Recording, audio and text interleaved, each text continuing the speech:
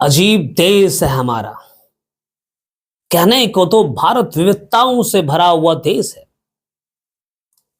इस देश में हिंदू, मुस्लिम, सिख, ईसाई, पारसी, न जाने और कितने धर्म के लोग भी रहते हैं। हमारी बोल चाल, रहन सहन सब कुछ अलग है। अनूठा है हमारा देश हर मामले में। और हम ये कह सकते हैं मानवता के नाम पर भी भारत अनूठा है। हमास ने इजराइल के ऊपर अटैक किया। नन्हे नन्हे मासूम बच्चियों को गला रेत कर मार डाला। और इसके जवाब में इजराइल ने जब हमास के ऊपर अटैक किया तो भारत में इसकी चर्चा तेज हो गई। भारतीय मुसलमान हमास का हमदर्द बन गया। हमास के योद्धा मासूम योद्धा कहलाने लगे। हमास के कृत्य इस्लाम की जीत के लिए, इस्लाम की राइज के लिए सही ठहराए गए। और हमारे देश की प्रसिद्ध यूनिवर्सिटी अलीगढ़ मुस्लिम यूनिवर्सिटी के छात्र सड़कों पे उतर जाते हैं और हमास के लिए नारा लगाते हैं और हमास को इस्लाम का सच्चा सिपाही बतलाते हैं।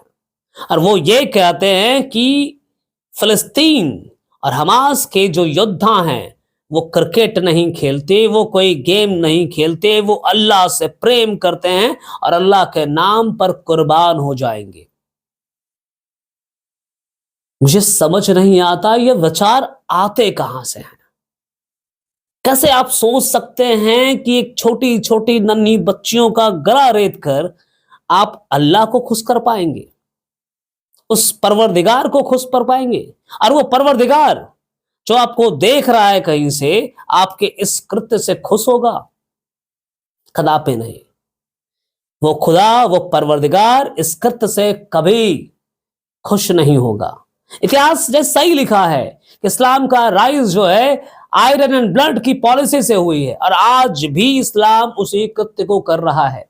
परंतु वो बार बार भूल जा रहा है कि ये 7वीं शताब्दी नहीं है, 8वीं शताब्दी नहीं है, ये 12वीं शताब्दी नहीं है, ये 21वीं शताब्दी है, 21st सेंचुरी है, जहां इंसान उस रूप से नहीं सोचेंगे, अलग रूप से सोचेंगे और इसकी प्रतिक्रिया भी अलग होगी। मैं ये कह रहा हूं कि भारतीय मुसलमान आज हमास के साथ खड़ा हुआ है और हम उनसे बार बार ये कहने के लिए अपील कर रहे हैं, मीडिया अपील कर रही है कि बोलिए Hamas is a part of terrorist, पर वो बोल नहीं रहे। उनके जुबान ये शब्द बोलने से लड़खड़ा रहे हैं। पर मैं आपको एक बात याद दिलाता हूं, बाबा साहेब डॉक्टर भीमराव अंबेडकर ने अपनी पुस्तक पाकिस्तान अथवा भारत के विभाजन में साफ रूप से लिखा है, भारतीय मुसलमान पहले इस्लाम के नुमाइंदे होंगे, इस्लाम के लिए खड़े होंगे, इस्लाम के लिए किसी का गला काटने को तैयार भी होंगे, तब जाकर वो अपनी मिट्टी के लिए खड़े होंगे, इस देश के लिए खड़े होंगे। और ये बात जो है आज सत्य साबित हो रही है। अलीगढ़ मुस्लिम यूनिवर्सिटी के छात्र जो वहां पढ़ने गए हैं, आप सोच लीजिए कि वहां के बच्चों को किस प्रकार से, वहां के युवाओं को किस प्रकार से ब्रेन वॉश किया गया है कि हमास जैसा टेररिस्ट संगठन को वो सही ठहरा रहे हैं, वो उन्हें इस्लाम के हीरो मान रहे हैं। सोच लीजिए, हमास वो संगठन है जो हालिया दौर में जर्मनी की एक महिला को नंगा निर्वस्त्र कर करके नचाता है, घुमाता है सड़कों पर, और हम उसे जायज कहेंगे, हम उसे अपना हीरो मानेंगे। तो ये मानवता की हार है, ये मानवता की हार है, ये याद रखिएगा। हम कुछ करें सर, कत्लेआम मचा दे इस दुनिया में, पूरी पृथ्वी को आप लहूलुहान कर लीजिए, लेकिन इस लहूलुहान के क्रम में जितनी नुकसान आप इस प्रकृति को करेंगे, इससे कहीं गुना ज्यादा नुकसान प्रकृति आपको करेगी। और जिस समय प्रकृति अपनी कहर बरपाएगी ना, उस वक्त आपके सर पर, आपके माथे पर छत भी नसीब नहीं होगा।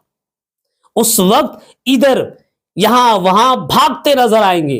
ये आज जो ये रॉकेट गिर रहा है ना, वह मानव कृत है। ये मानव की लालच, इंसानों की लालच के बल पर पैदा हुई है। लेकिन प्रकृति जब ये विस्फोट करेगी, वो मानव कृत नहीं होगी। आप जहां भागेंगे वो वहीं आकर गिरेगी, और उस वक्त आप जमींदोज होंगे।